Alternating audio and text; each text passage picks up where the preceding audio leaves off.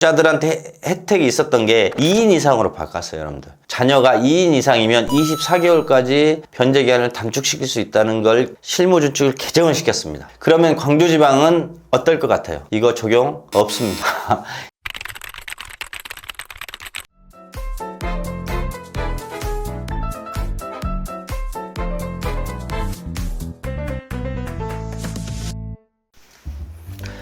예, 이번 시간은 광주지방법원 2025년 개인회생의 특징.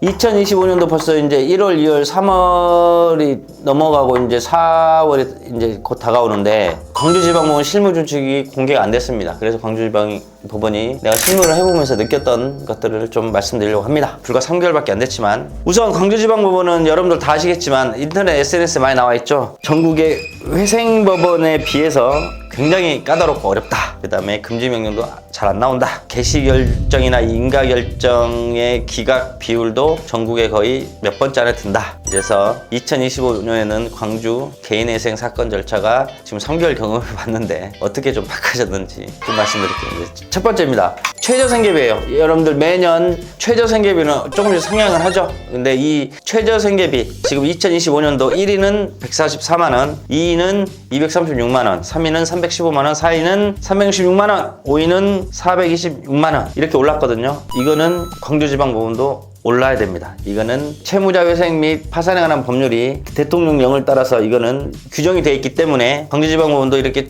최저생계비 상승은 전국법원과 마찬가지로 올랐습니다. 그 다음에 두 번째, 금지명령은 어떻게 바뀌었을까? 정확한 2025년 통계는 제가 알 수는 없죠. 그런데 1, 2, 3월 달에 해봤더니 여전히 금지명령은 절반, 제가 신청한 건수가 절반 넘기가 아직도 힘듭니다. 서울, 수원, 부산은 회생법원 넣으면 거의 뭐 90% 이상의 금지명령이 나오죠. 근데 아직도 광주지방법원은 안타깝게도 제가 아직까지 실무해보면 절반에서 조금 넘을까? 이 정도 역시 금지명령 어렵습니다. 그 다음에 세 번째입니다. 변제기한 단축이에요. 여러분들 2025년도에 서울회생법원이 사회적 약자는 변제기간을 24개월까지 원래 원칙이 36개월인데 24개월만 변제기간을 단축시켜줬고 그 안에 사회적 약자 범위를 늘렸어요. 그러니까 사회적 약자가 보통 이렇게 돼 있거든요. 첫 번째 65세 이상 노인, 두 번째 중증장애인, 세 번째 30세 미만 청년, 네 번째 3명 이상의 미성년자 자녀 양육자, 다섯 번째 한부모 가정, 여섯 번째 전세 사기 피해를 입으신 분들, 이런 분들은 36개월이 아닌 24개월만 변제금을 납입하고 탕감시켜주고 면책을 해줬단 말이에요. 근데 2025년도에 서울회생법원은 방금 전에 말씀드린 네 번째 3명 이상의 미성년자 자녀 양육자들한테 혜택이 있었던 게 2인 이상으로 바꿨어요, 여러분들. 자녀가 2인 이상이면 24개월까지 변제 기간을 단축시킬 수 있다는 걸 실무준칙을 개정을 시켰습니다. 그러면 광주지방은 어떨 것 같아요? 이거 적용 없습니다.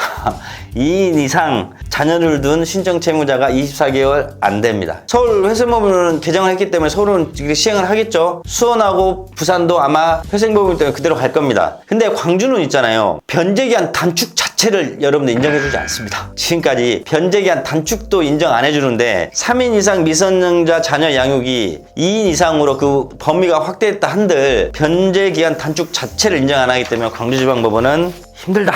그 다음에 세 번째, 부양가족수 확대예요. 2025년도에 이것도 서울회생법이 항상 먼저 빠르죠. 예전에는 단순히 미성년자만 벗어나면 부양가족수 무조건 뺐어요. 무조건. 그런데 여러분들 고3을 졸업한다고 해서 대학을 가게 되면 이 자녀들은 소득이 없죠. 그 다음에 고3을 졸업한다고 해서 만약에 대학을 안 가고 사회 취업을 한 데서 곧바로 취업할 수 있는 건 아니죠. 보통 어디 통계자로 보니까 취업까지 한 1년 한 8개월 정도 걸린다 하더라고요. 고3 졸업하고도 이제. 그렇기 때문에 19, 20 이쪽이 굉장히 여러분들 논란이 많았었어요. 이런 학생인 신분이나 아무 고등학교 막 졸업하고 소득이 없는 친구들. 이거는 서울회생법원에서 2025년도 전면 받아들이기 시작한 거예요. 어떤 요건이 있으면 받아들이냐. 첫 번째, 미성년자가 성인이 됐다 하더라도 첫 번째, 만 21세 미만이고 과거 1년 동안 소득이 없거나 소득이 있어도 100만 원 이하이거나 혹은 어떤 근로활동을 해도 근로소득이 500만 원 이하이거나. 그 다음에 세 번째, 신청 채무자가 이런 갓 성인이 된 이 자녀를 부양하고 있다는 게 확인이 되면 이 만 21세 미만까지는 부양가족으로 인정이 됩니다. 여러분 부양가족 한 명만 추가되면 한 달 생계비가 보통 60, 70, 80만 원 최저 생계비가 오르거든요. 그래서 이게 서울회생법원이 올해부터 시행을 합니다. 그러면 그러면 광주지방법원 어떠냐? 아직